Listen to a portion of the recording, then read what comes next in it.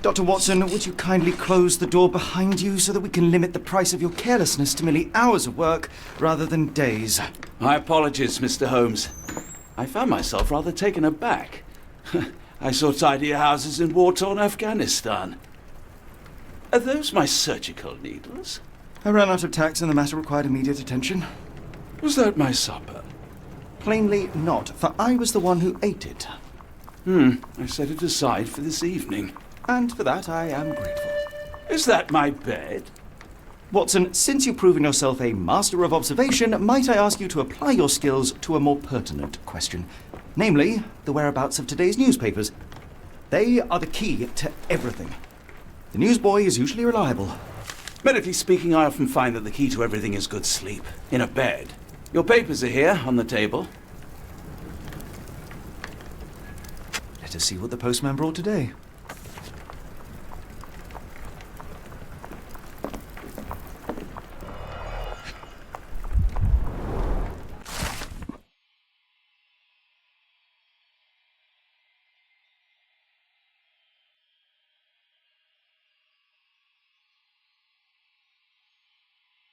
Local gossip, all of it uninteresting. Your order from Barnes' bookshop has arrived, Doctor. Barnes insists on delivering the books to our door, even though we could easily walk to his shop. That's good service. Another letter from Werner. I never reply, but they keep coming.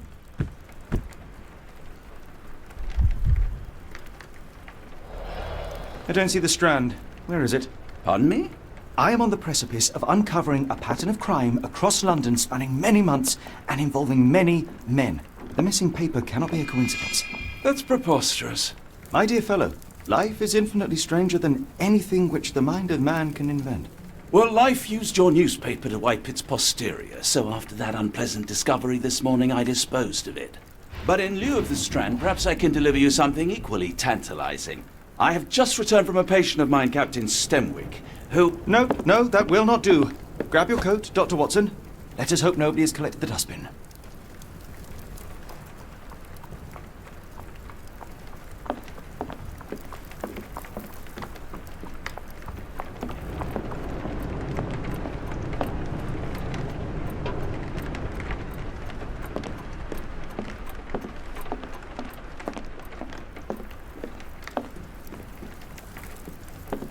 The dustbin is yours for the digging, Mr. Holmes.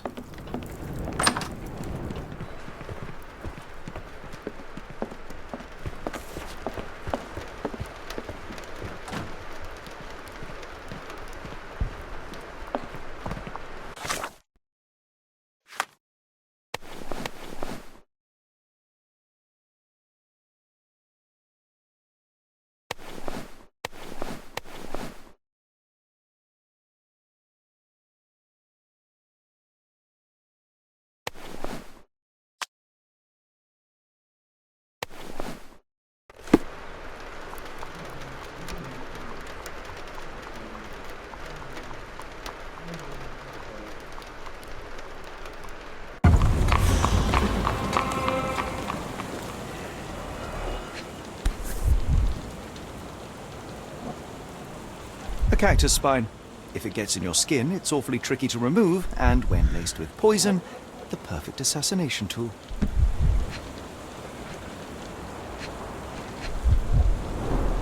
You were mistaken, Dr. Watson. The paper was indeed dirtied, but not how you implied. It's potting soil. See, Watson? The conspiracy is real. Someone tried to poison me. Poison? You? That's madness. Do you even have enemies that would want to kill you? Okay, perhaps from Cordona. How about that Vogel fellow? He seems rather obsessed with you. Would he do something like this? Why go through all this scheming to murder you? A spine stuck to the newspaper is hardly lethal. A ruined newspaper is hardly the end of the world. We can always buy another. Sorry, Mr. Holmes. I just sold my last paper. Blast. Then why are you still here? Boss pays by the hour. No sense in returning early. You're a bright child. I presume you see everything that goes on around here? Nothing gets past me, mister. Then tell me, did you notice anyone suspicious at my door this morning? Like the man with your newspaper? Precisely. What do you know? I know the value of a shilling. Dr. Watson? Cool, now I can take the day off. Can you describe the man you saw? He was carrying a lot of books. Up to his chin they were. Never heard of a well-read assassin. Looks can deceive. Hence the appeal of disguises. Did you see what he was up to? Nah, not really. I saw him approaching your house, but I had a customer. Then there's a loud bang. I ducked down. Not because I was scared, because I wasn't. I had to protect the merchandise. And all I could see was him kneeling at your door. Which way did he go? Not sure. I was distracted by customers. Sorry. All right. You earned your shilling. That'll be all. Thanks, Mr. Holmes. Maybe I could be your eyes and ears, if you have more shillings. I'll stand watch, just in case the strange man comes back. Why don't you give me another shilling now? Because I'm sure I'll spot something else soon. No? Get the Strand! Get your copy of the A Strand ruined here. newspaper is hardly the end of the world. We can always buy another. A ruined newspaper is hardly the end of the world. We can always buy another.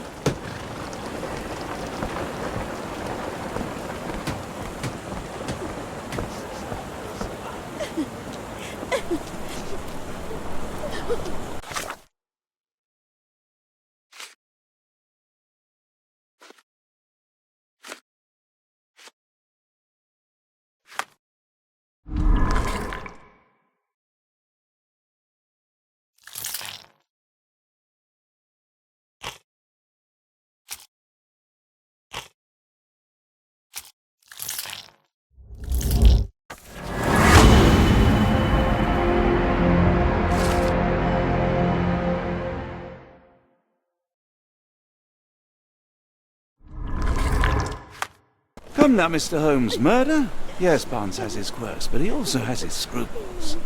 Not every pawn knows it's part of a game. A ruined newspaper is hardly the end of the world. We can always buy another.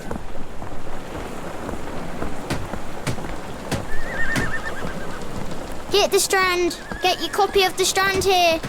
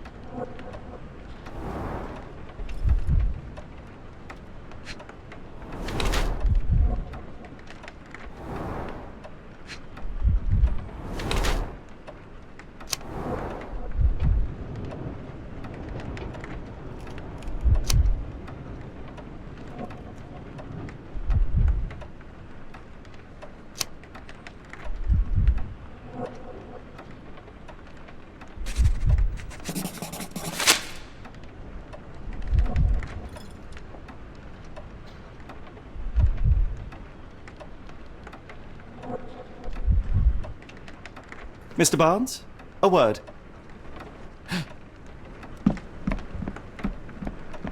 Oh, for goodness sake.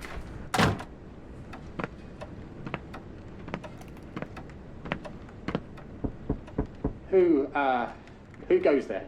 Sherlock Holmes. Now will you please? Mr. Holmes. Golly, I did not see you come in. Would you care to answer some questions for me? Well, I wish I could, but I am deep in the weeds with work. How about we reschedule in a month or two? Come now, Mr. Barnes. It will only take a moment. Really deep in the weeds with important things. Well, help yourself to any book. Just take it and pay later. I trust you, Mr. Holmes. Barnes doesn't seem like himself. Why is he acting this way? You're asking the right questions, Doctor. Let's find a way to coax him out. Apologies, but I can't hear you. Please come back later. So, Barnes has a dog now. Who's a good boy? Barnes has always been a little odd, but this is uncharacteristic even for him.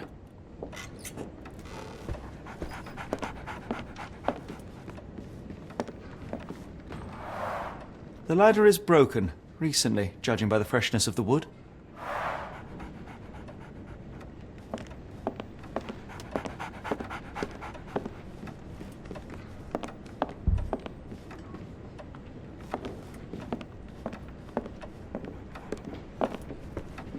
I could hardly imagine anything more macabre.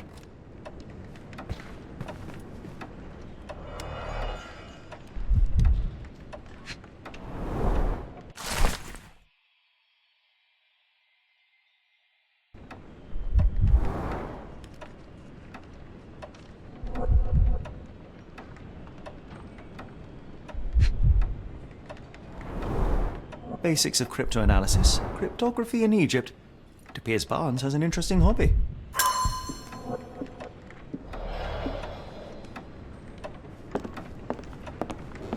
We're looking for a cactus needle in a haystack.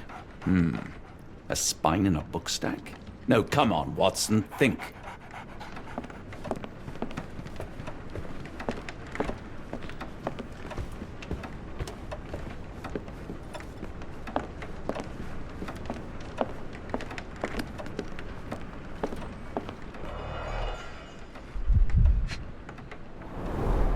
In the language of Mycroft's secret agents, it's a sign. Dried flowers are replaced when the job is done. I wonder who the recipient is.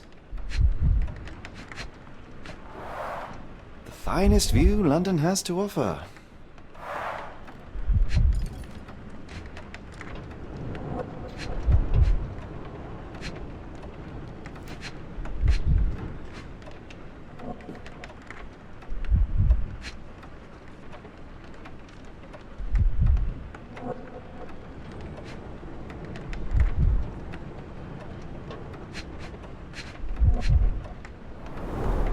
An improvised stand, but it does make the flowers more visible.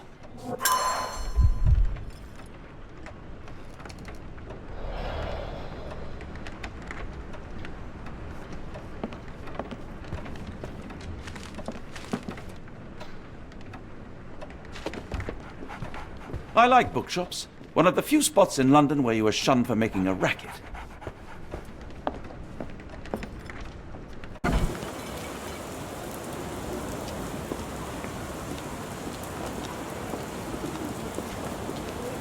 The weather is dreary, isn't it? To be fair, my flowers could use the rainfall. I should have worn something warmer. People don't tend to come out for flowers when it rains. Perhaps I should try selling door to door.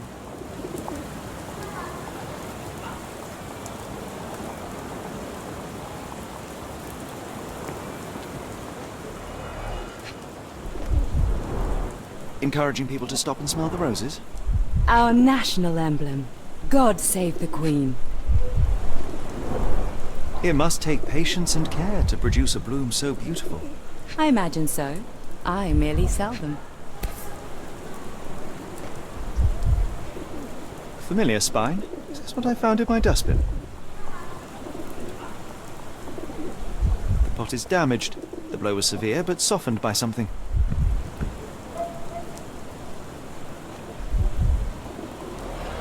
Anything tickle your fancy, Mr. Holmes?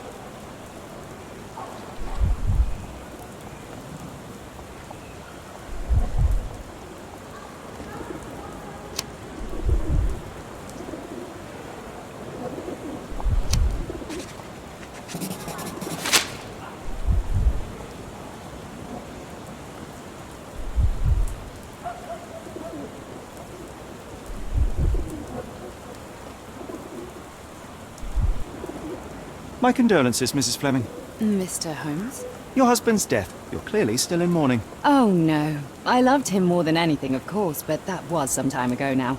Life goes on. A lesson we all learn, one way or another.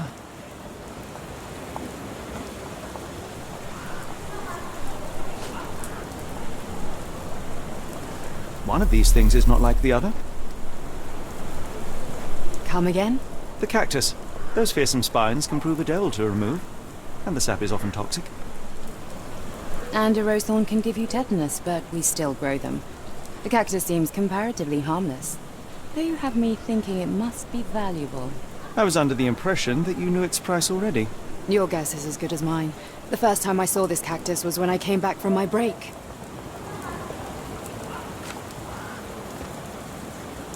Are you sure you're asking the right person? I'm just a flower seller. What do you make of the flowers in Barnes' shop window? Well, they could use a bit of water. Do they mean anything to you? Mean anything how? I'm not sure I follow, Mr. Holmes. Why do you think they're there? Are you suggesting the flowers are for me? It seems likely, does it not? Oh, I hope you're right.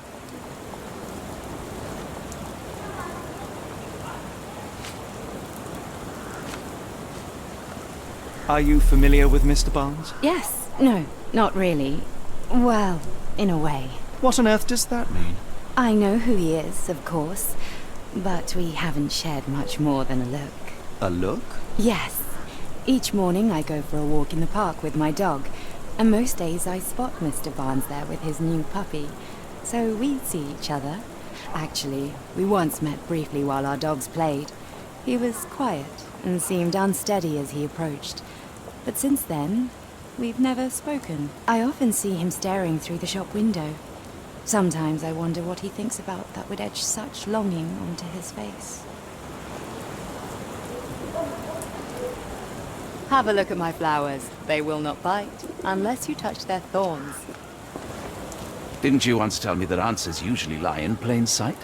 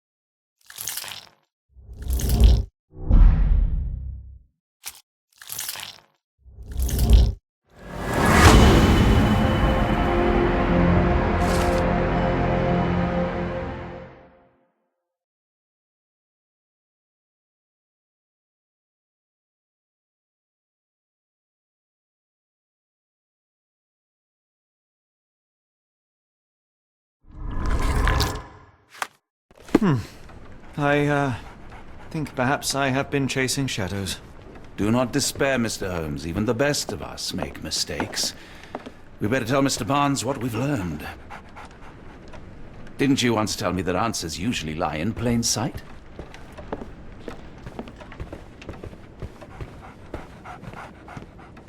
So, Barnes has a dog now.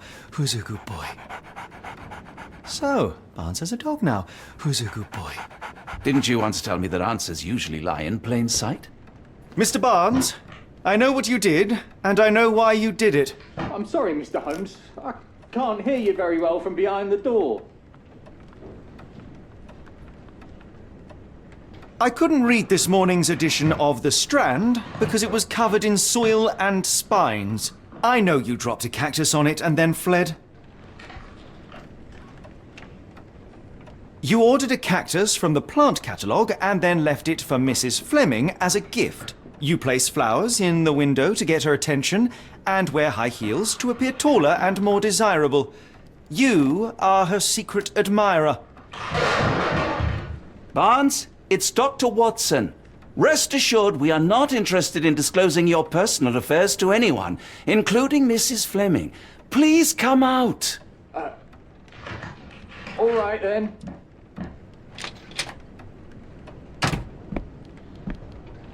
So, you know what happened then?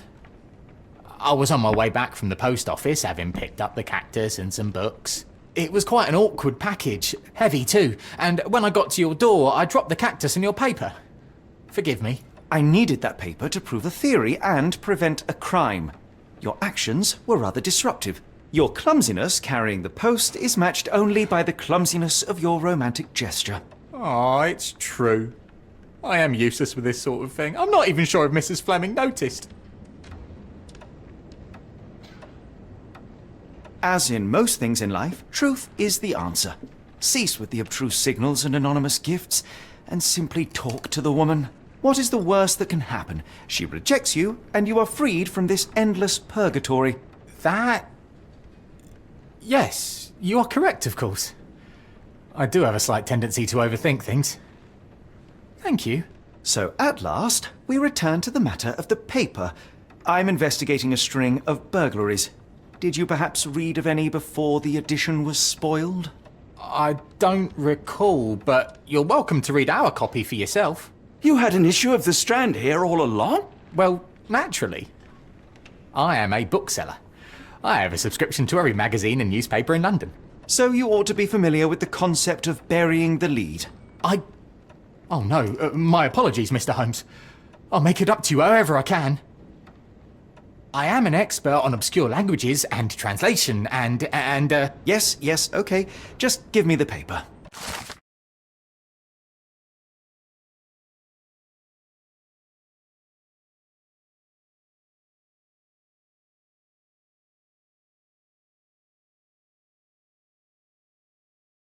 Come, Dr. Watson.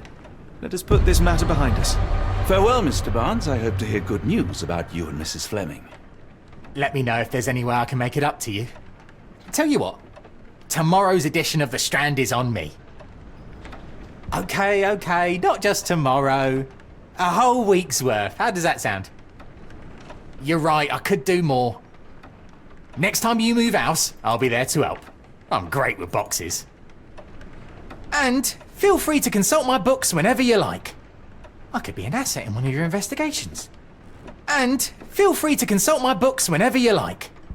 I could be an asset in one of your investigations. And feel free to consult my books whenever you like. I could be an asset in one of your investigations. So, Barnes has a dog now. Who's a good boy? I could hardly imagine anything more macabre. I'm sure Barnes has had enough of our meddling, Mr. Holmes. We best be off. I'm sure Barnes has had enough of our meddling, Mr. Holmes. We best be off. Well, that was an utter waste of time. An assassination did seem rather unlikely. There was supposed to be another burglary. I was certain of it. Something you wish to say, Doctor? No. Well, only that you have a remarkable faculty for deduction and pattern recognition. And that perhaps, if ill-applied... I see things that are not there. Yes. It is London. There will always be burglaries. Doesn't have to mean anything. So it seems. Forgive me. Without something to occupy my mind, I turn into an entirely different animal. Which brings us back to my news from earlier. I think I have a case for you, a real one. Truly? Indeed. Though perhaps not as thrilling as your stories from Cordona. A patient of mine, Captain Stenwick, told me that his servant disappeared. I said I knew just the man to help. What do you say? Oh, Watson. Yes, I know it's not the most tantalizing mystery, nor the story to launch my writing career. But It's brilliant. Let's go. oh, good. Well, his house is nearby. Come.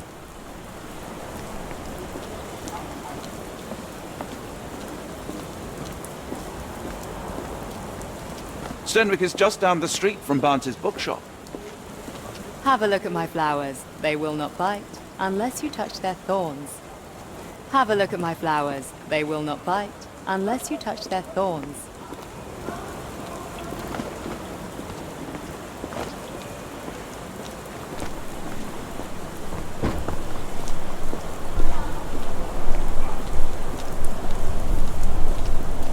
Impressive stature, strong gaze.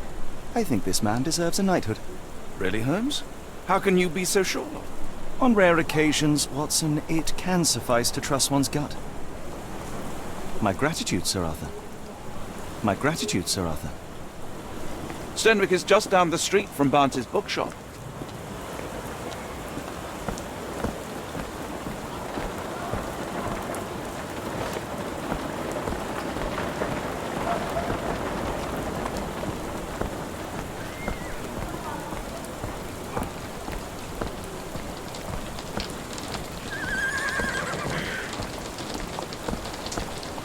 Earlier the other day when I was delivering papers, I heard noises from your apartment. It sounded like the doctor was yelling in his sleep. Stenwick is just down the street from Barnes's Get your copy of the bookshop. Strand here. My boss pays by the hour. No sense in returning early. My boss pays by the hour. No sense in returning early.